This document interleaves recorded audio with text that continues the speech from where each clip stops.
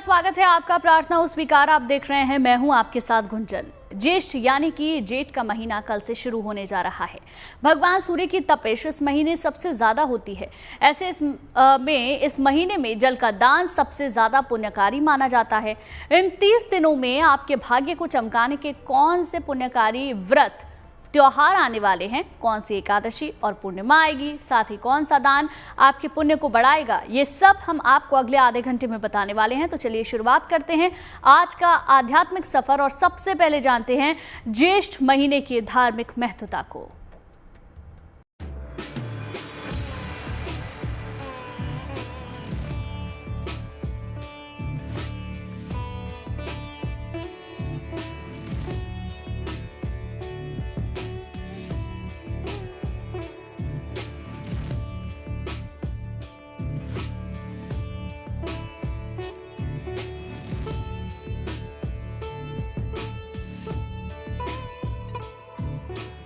ज्येष्ठ में जब गर्मी करेगी आहत,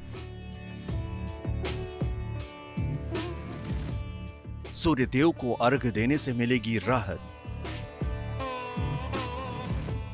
बड़ा मंगल पर बजरंग बली देंगे वरदान।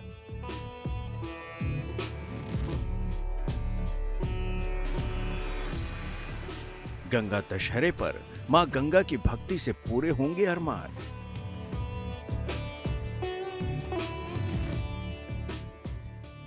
वट सावित्री व्रत से होगा अखंड सुहाग। निर्जला एकादशी खोलेगी सौभाग्य के द्वार। जीवन में संयम और सेवा से होगा कल्याण।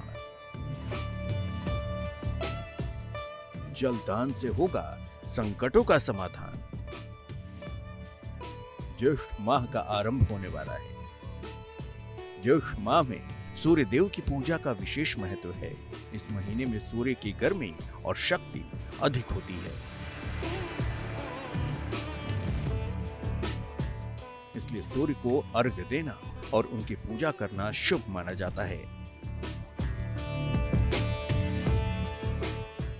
हिंदू पंचांग की गणना कहती है कि ज्येष्ठ का महीना साल का तीसरा महीना होता है। इस महीने में चंद्रमा ज्येष्ठा नक्षत्र में पड़ता है, इसलिए इस महीने का नाम ज्येष्ठ रखा गया है। पौराणिक कथा कहती है कि ज्येष्ठ के महीने में ही त्रेता युग में भगवान राम की मुलाकात वीर बजरंगी हनुमान से हुई थी।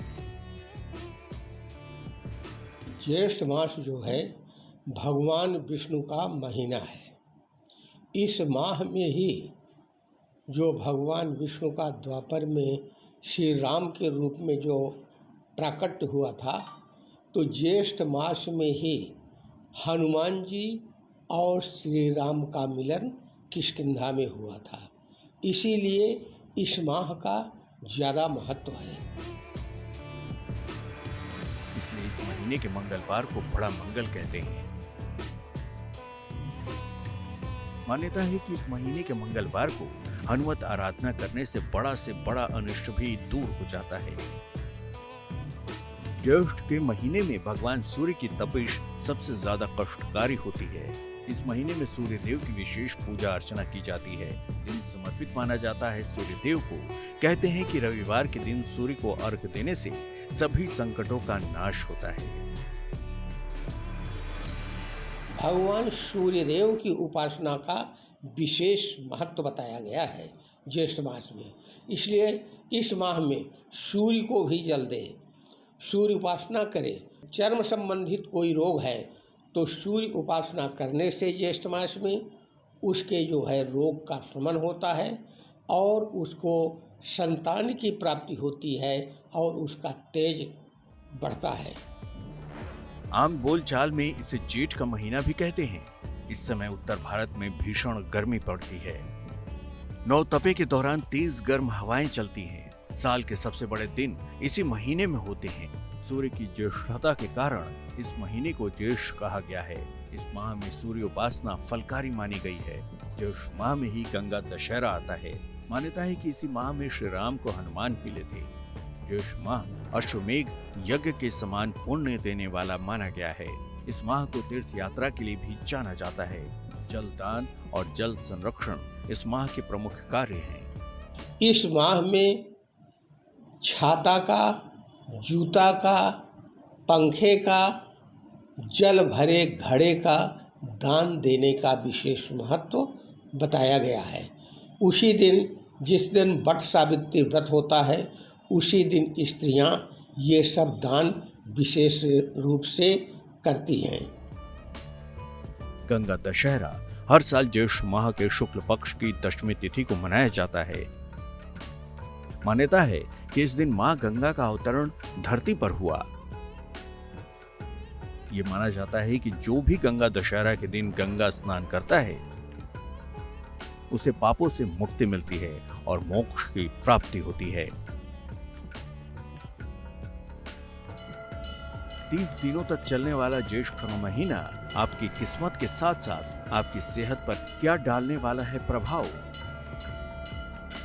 साथ ही में कैसे इस महीने आपको अपने जीवन के संकटों के निदान के लिए भगवान सूर्य, भगवान वरुण, माँ गंगा, भगवान राम, वीर बजरंगी हनुमान, भगवान विष्णु और माता लक्ष्मी की करनी है उपासना, ये सब हम आपको बस बताने ही वाले हैं। तो आप बने रहिए प्रार्थना हो स्वीकार के साथ।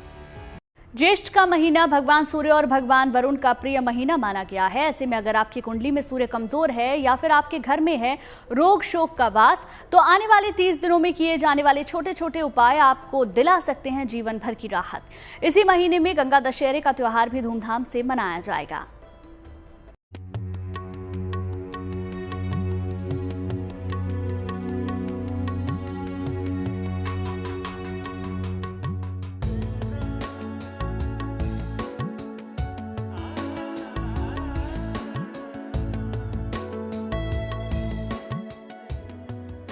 ज्येष्ठ माह में करें गंगा स्नान और दान। पाप कर्मों से होंगे मुक्त, बढ़ेगा आपका मान। मंगलवार से शुरू हो रहा है ज्येष्ठ माह का मास। जेठ के पूरे 30 महीने में 30 दिन ऐसी तिथियां जब आपको मिलने वाला है ईश्वर का परम वरदान। कैसे, ये हम आपको बताते हैं। वीर बजरंगी की आराधना के 5 बड़े मंगलवार 13 मई, 20 मई, 27 मई, 3 जून और 10 जून को बड़ा मंगल है। 23 मई को मनाई जाएगी अपरा एकादशी का व्रत। 24 मई को शनि प्रदोष का व्रत किया जाएगा। 27 मई को शनि जयंती भी मनाई जाएगी। 3 जून को घुमावती जयंती है। 5 जून को गंगा दशहरा का त्योहार मनाया जाएगा। 6 जून को निर्जला एकादशी का कठिन व्रत होगा। 6 जून को गायत्री जयंती मनाई जाएगी। 8 जून को रवि प्रदोष की तिथि है। इस माह में प्रमुख त्योहार शुरू से होता है वट सावित्री व्रत, जिसमें पति के जीवन की आयु बढ़ाने के लिए स्त्रियां ज्येष्ठ मास के कृष्ण पक्ष की अमावस्या को वट वृक्ष माने बरगद वृक्ष की पूजन करते हैं। उससे उनके पति की आयु बढ़ती है। और इसी माह में गंगा दशहरा का भी त्यौहार मनाया जाता है। इसी माह में भीमसेनी एकादशी, जिसको निर्जला एकादशी कहते हैं, इसी माह में मनाया जाता है। ज्येष्ठ माह को लेकर मान्यता है कि इस महीने में गर्मी और तापमान दोनों ही काफी ज्यादा होती हैं। इसलिए इस महीने में पानी की बचत करनी चाहिए, जिससे वरुण देव प्रसन्न होते हैं। साथ ही जल का जितना हो सके उतना दान करना चाहिए। इससे जातक को भगवान सूर्य की अनुकंपा मिलती है। देखिए, ज्येष्ठ मास में दिन में शयन करना, दिन में सोना निषेध है। इस माह में बिल्व फल का दान देना एवं बिल्व का सेवन करना, इसका विशेष महत्व है और इससे लाभ होता है। और दोपहर में, मध्य दिन में यात्रा का निषेध बताया गया है। भगवान सूर्य कलयुग में जागृत देव हैं। ब्रह्मांड की गति सूर्य से ही होती है, इसलिए ज्योतिषीय मान्यता है कि कुंडली में सूर्य ही पराक्रम के साथ साथ जातक के व्यक्तित्व का भी निर्माण करता है। ऐसे में ज्येष्ठ के महीने में आपका आध्यात्मिक कर्म ही आपको सत्कर्म का भागी बनाएगा। ज्येष्ठ के महीने में गंगा स्नान परम पुण्यकारी माना गया है। ज्येष्ठ महीने में रविवार का व्रत रखने का बहुत महत्व है। व्रत में नमक नहीं होना चाहिए और पारण मीठे से करना चाहिए। पानी से भरे मटके का दान करें, संभव हो तो प्याऊ लगवाएं। पशु पक्षियों के लिए पीने का पानी रखें। पेड़ पौधों को नियमित पानी दें। सत्तू का दान करना भी बहुत अच्छा माना गया है। दान तो हर समय महत्व देता है, दान प्रतिदिन किया जाता है, लेकिन ज्येष्ठ मास में क्योंकि इस समय गर्मी अधिक होती है, सूर्य का तेज अधिक पड़ता है, तो इस माह में जल का दान, सत्तू का दान, छाते का दान और चरण पादुका का दान का विशेष महत्व है। इसमें या मिट्टी के पात्र में जल भर करके या कोई जिसमें ठंडा जल रहे, वो भी आधुनिक उपकरण हैं, उनका भी दान देने से उसको जो है उसके पूर्वज तृप्त होते हैं। ज्येष्ठ माह में गर्मी अधिक होने के कारण स्वस्थ रहने के लिए एक समय भोजन करने, दिन में न सोने और कुछ खाद्य पदार्थों से परहेज करने की सलाह दी जाती है। ज्येष्ठ मास ब्रह्मा जी को बहुत ही प्रिय है।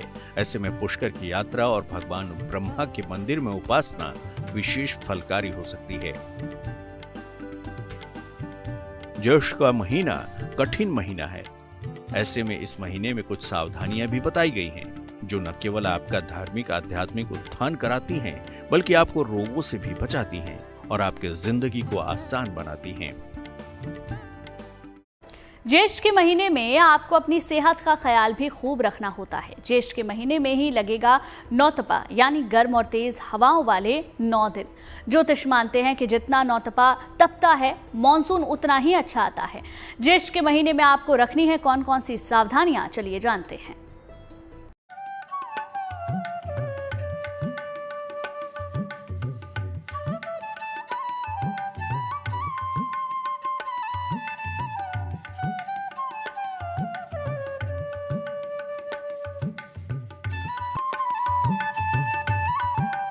कल से ज्येष्ठ का महीना भी शुरू हो रहा है। ऐसे में ज्येष्ठ के महीने में शास्त्र कुछ सावधानियां बताता है, जिसको करने से न केवल आपकी सेहत अच्छी बनी रहती है, बल्कि आपके पुण्य कर्मों में बढ़ोतरी होती है। ज्येष्ठ के महीने में सूरज का पारा 45 डिग्री या फिर उसके पार चला जाता है। ऐसे में अत्यधिक तापमान इंसान को चिड़चिड़ा बना देता है। शरीर के अंदर पानी की कमी हो सकती है। तो चलिए जानते हैं ज्येष्ठ माह में क्या करें और क्या न करें। माथे पर चंदन का लेप करें, जिससे शीतलता बनी रहे। इस माह लाल मिर्च का सेवन नहीं करना चाहिए। मिर्च वाला भोजन अपच कर सकता है। दिन में सोना नहीं चाहिए, इससे सेहत खराब होती है। फल का सेवन ज्यादा से ज्यादा करना चाहिए। ज्येष्ठ के महीने में बैंगन खाने से दोष लगता है। बैंगन संतान के लिए शुभ नहीं माना जाता है। घर के बड़े बेटे या बड़ी बेटी का विवाह इस महीने में नहीं किया जाता।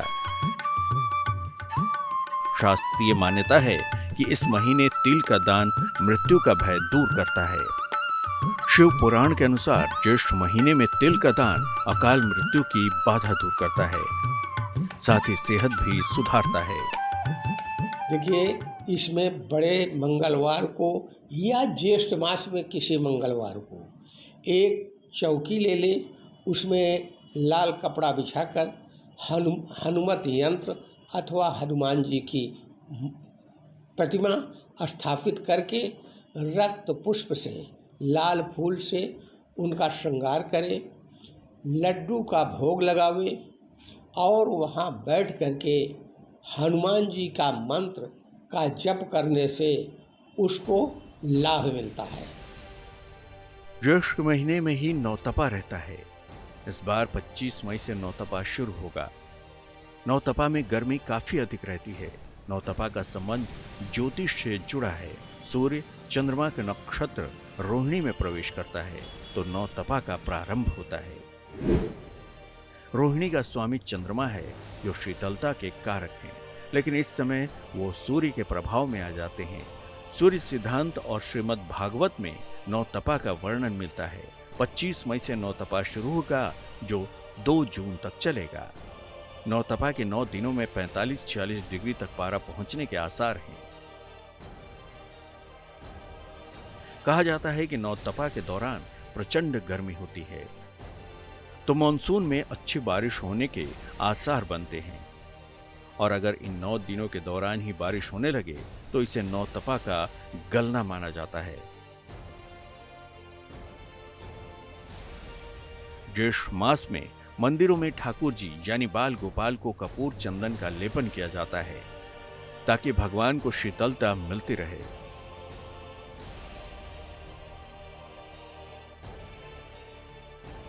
तो इस बार ज्येष्ठ के महीने को बनाइए लाभकारी। कीजिए प्रभु की उपासना के साथ साथ जल का दान, जिससे आपका और आपके परिवार का हो सके कल्याण। चलिए इसी के साथ ही प्रार्थना स्वीकार में आज के लिए बस इतना ही, लेकिन अच्छी खबरों के लिए आप देखते रहिए गुड न्यूज टुडे।